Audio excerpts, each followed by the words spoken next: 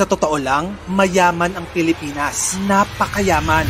Tayo ang numero 1 exporter ng coconut sa buong mundo. We're the second biggest producer of nickel in the world. Isang metal na ginagamit sa paggawa ng battery. Tayo rin ang pangalawang pinakamalaking importer ng saging sa buong mundo. At kung usapang ginto, pasok tayo sa top 20 gold producers in the world na may 4.2 million ounces of gold reserve. At yung mangga natin, specifically ang Carabao Mango ng Guimaras, ay kinaguri ang sweetest in the world ng Guinness World Records. Number 3 din tayo sa buong mundo pagdating sa pinya. Tayo rin ang top 5 sa copper deposit sa buong Asia. Metal na ginagamit sa kable, appliances at devices. Kung biglang mawala ang Pilipinas sa mapa, mayayanig ang buong mundo. Madidisrupt ang supply ng mga resources na dito lang sa Pilipinas matatagpuan. Pinagpala tayo ng saganang natural resources na noong 1950s ay kinaiinggitan pa tayo ng buong Asia. Mataas ang tingin sa atin ng Singapore na naghihirap noon. Dumadayo pa ang mga taga-Thailand dito para mag-aral sa Universidad ng Pilipinas noong 1960s. Our country had promising potential back then. Ang tingin nga ng ibang bansa sa atin noon, we were unstoppable. But what stopped us was ourselves. Hindi lang ng mga sarili natin, kundi ang mahigit na 377 years ng pananako. Kasi kung may subject lang sa mundo na rich in natural resources, pasado ang Pilipinas with flying colors. Ayon sa US Geological Survey ng 2023, Pilipinas ang top 2 nickel producer sa buong mundo. Yung nickel ay parang vitamin ng modern world. Ginagamit ito sa paggawa ng baterya ng cellphone, laptop at electric cars. Pati na rin ang stainless steel ng mga building, kusina at ospital. Kaya sa bawat Tesla na umaandar, sa bawat iPhone na hawak mo, may parte ang Pilipinas dyan. Fun fact pa, noong 2023, umabot sa $1.55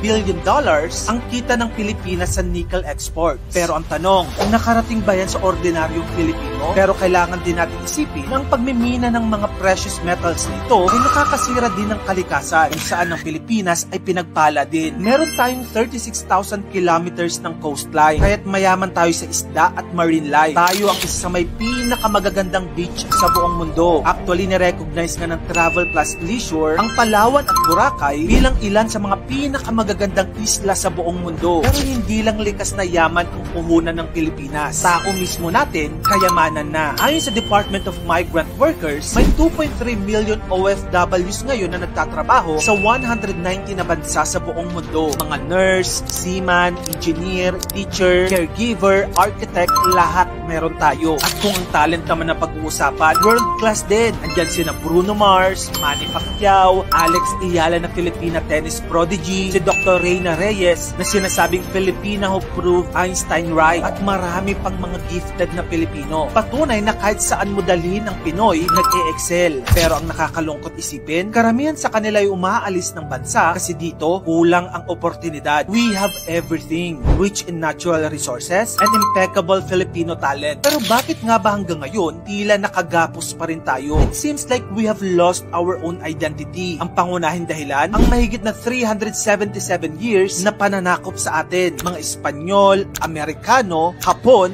na halos 4 na siglo tayong ginapo sa sarili nating bayan. Kaya kahit ngayon, utak natin, kolonya pa rin. Na ang banyaga, magaling. Na ang lokal, laging kulang. Na ang politika, para lang sa mayaman. Kung akala mo, puro designer bags at luxury cars lang ang kinokolekta ng mga bilyonaryo sa Pilipinas, wait lang. Kasi may isang babae na nangongolekta ng pinggan. Pero hindi lang ito basta-bastang mga plato ha. Ito ang mga pinakamahal at pinaka-rare na dinnerware sa buong mundo. At ang nagmamayari, walang iba kundi si Alice Eduardo. Spoiler alert, yung isang pinggan niya, 300 years old na. Meaning, mas matanda pa kay Jose Rizal. At yung presyo nun, tens of millions of pesos. Nako, watch this whole video dahil magpa-price reveal tayo. Ano nga ba ang kwento sa likod ng obsession ni Alice Eduardo sa mga pinggan? Bakit meron siyang mga pinggan na kasing mahal na ng isang house and lot? Tara, alamin natin. Sa mga hindi pa nakakaalam dyan, si Alice Eduardo ay isang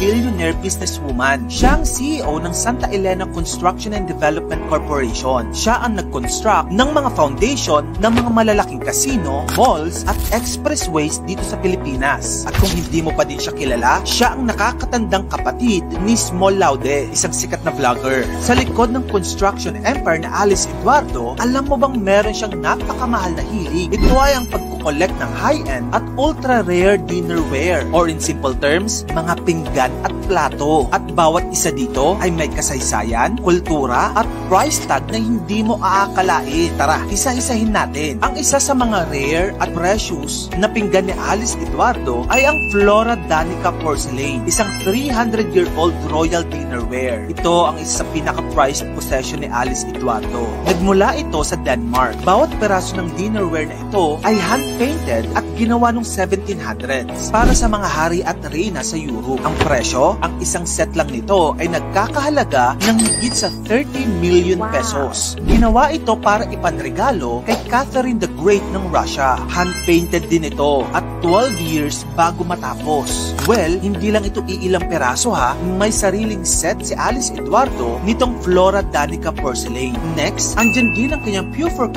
Royal Sterling Silverware na mas mahal pa sa kotse. Ito ay nagmula sa bansang France. Hindi lang ito ordinaryong kutsara at tinidor. Ito ay ginawa ng sikat na French silversmith na si Nicolas Cornu noong 18th century. Ang presyo ng isang set, 10 million pesos. Gawa ito sa purong sterling silver. Ginagamit ito noon sa mga royal dinners at high society event. Alam mo ba na sa sobrang mahal nito ay may isang tauhan si Alice na ang trabaho lang ay linisin at inventory ang kanyang silverware collection. Next, andyan ang collector's plates mula sa Buckingham Palace. Dahil mahilig si Alice Eduardo sa Europe trips, bumibili siya ng limited edition plates mula sa mga palasyo tulad ng Buckingham Palace at mga high-end brands gaya ng Gary's sa Beverly Hills. At alam mo ba ang presyo nito? 500,000 pesos hanggang 5 million pesos kada set. Take note, limited edition ang mga ito, kaya tumataas ang value. At kadalasan, binibili ito ni Alice Eduardo through bidding. Ibig sabihin, marami siyang kapwa-bilyonaryo niya ang nagpapataasan ng presyo at kung sino yung pinakamataas, siya ang makakuha ng silverware. Fun fact din, dahil nga literal na pinapalibutan siya ng million worth of mga pinggan, alam mo bang may sarili siyang custom-made cabinets para sa kanyang dinnerware collection? Pero ang tanong, bakit nga ba siya bumibili ng napakamahal na mga pinggan at plato? Kung iniisip mo kung investment ito ni Alice, hindi raw. Sabi niya, hindi niya inakala na tatas ang value ng mga pinggan niya. Nagustuhan lang daw niya ito at talaga nagbibigay ito ng happiness sa kanyang buhay. Eto pa, hindi lang niya ito pang display, kundi talagang ginagamit niya daw ang mga pinggan at plato na ito, lalo na sa mga special dinners at parties. Sabi niya pa sa isang interview, kung sakaling mabasag ito dahil sa ginamit nila, okay lang, dahil yun naman daw talaga ang role ng pinggan at plato, lagyan ng pagkain at gamitin. Pero ang tanong, added value ng kanyang pinggan collection kapag pinagsama-sama mo ang lahat ng dinnerware ni Alice Eduardo mula Flora Danica, Beaufort Royal Silverware at nagmamahalang collector's plates mula sa iba't ibang bansa, ang estimated value nito ay nasa 1 billion pesos. Opo, 1 bilyong piso para sa mga pinggan, kutsara, tinidor at crystal glasses. Mind blown, di ba? So kung akala mo mahal ng luxury bags at supercars, isipin mo na lang, may isang bilyonarya dito sa Pilipinas na literal na ginawang art collection ang mga pinggan. Ito ay isang imbensyon na ayaw ipaalam ng mga kumpanya ng kuryente. Tinatawag itong arrow leaf na inimbento ng isang kumpanyang Pranses na New World Wind. Ang hitsura nito ay parang karaniwang puno. Pero sa totoo lang, binubuo ito ng 36 na wind turbines na nakatago sa anyo ng mga dahon. Kahit mahina lang ang hangin, umiikot ang bawat dahon ng mag-isa at kaya nitong kumuha ng hangin mula sa anumang direksyon. Ang pinakamagandang bahagi nito, hindi kailangan ng malakas na hangin. Kapag umabot lang sa humigit kumulang 5 milya bawat oras ang ihip ng hangin, kaya na nitong gumawa ng kuryente. Dahil dito, perpekto ito para sa mga lungsod. Bawat dahon ay nakakagawa ng humigit kumulang 300 watts ng kuryente, at kapag pinagsama-sama ang mga ito sa isang buong wind tree, umaabot ang kabuuang produksyon sa ilang kilowatts. Sapat para sa pang-araw-araw na pangangailangan ng isang maliit na gusali. Hindi tulad ng malalaking tradisyonal na wind turbine, wala itong malalaking umiikot na talim at hindi ito maingay. Bukod pa rito, madaling isama sa kapaligiran ng lungsod dahil sa natural nitong itsura. Maaaring pagsamahin ang arrow leaf sa mga solar panel, kaya sa araw ay kumukuha ito ng enerhiya mula sa araw at sa gabi naman ay mula sa hangin. Isang tunay na 24/7 na pinagmumulan ng kuryente. Kaya, gusto mo rin bang magkaroon ng ganitong puno na nagbibigay kuryente sa inyong lugar? Bakit hindi kailanman lubos na pinupuno ng karga ang mga cargo ship kapag nagdadala ng mga steel coil?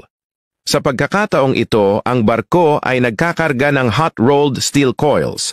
Bawat isa rito ay tumitimbang ng halos 48,500 pounds. Isa ito sa mga pinakadelikadong kargamento sa industriya ng pagpapadala. Hindi lang sila sobrang bigat, kundi napakalaki rin ng espasyo na kinakain nila. Kapag tinamaan ng malalakas na alon ng barko at nagsimulang umuga, maaaring maputol ang mga steel cable na humahawak sa mga coil. At kung kahit isang coil lang ang makawala, ang 48,000 pounds ng bakal ay babagsak sa isang panig, sapat na para tumaob ang buong barko. Dahil dito, hindi kailanman pinupuno ng buo ang cargo hold. Kadalasan, hanggang 1/4 lamang ng kapasidad ang pinapayagan, ito na ang pinakamataas na limitasyon ng kaligtasan. At hindi lang sa mga barko ito.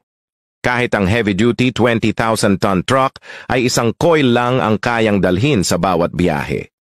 Iyon pa lang ay nagpapakita na kung gaano sila kapanganib. Ang paglo-load at pag-unload ng mga dambuhalang ito ay trabaho lang ng mga profesional. Hindi pumapasok sa cargo hold ang mga marino. Nakabantay lang sila mula sa deck habang ang mga sanay na dock worker at espesyal na makinarya ang gumagawa ng trabaho. Kaya ang tanong, alam mo ba kung magkano ang halaga ng isang hot-rolled steel coil?